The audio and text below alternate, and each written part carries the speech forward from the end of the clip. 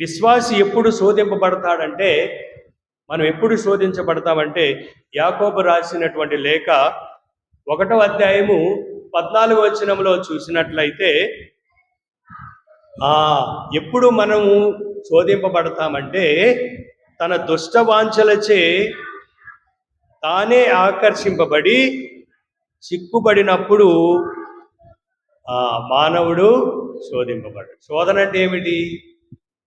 ఇందాక చెప్పాను.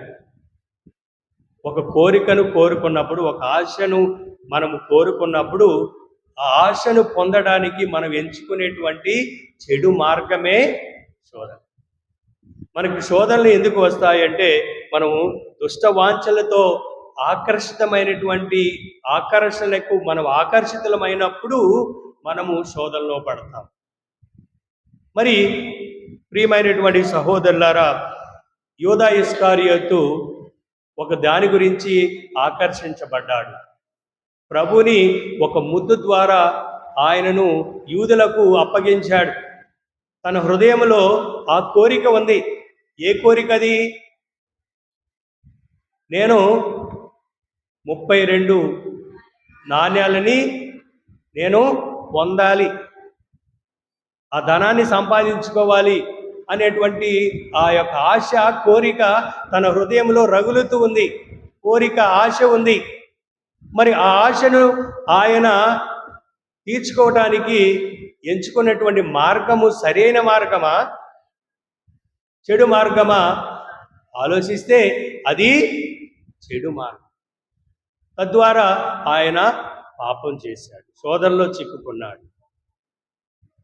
ప్రియమైనటువంటి సహోదరులారా, మొట్టమొదటిది శరీరానికి సంబంధించినటువంటి శోధనలు.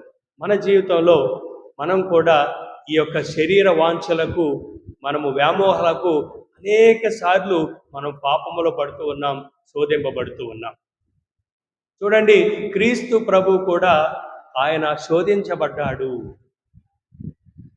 కానీ ఆయన ఉపయోగించినటువంటి ఆయుధాన్ని మనము మన జీవితంలో కూడా ఉపయోగించుకోవాలి.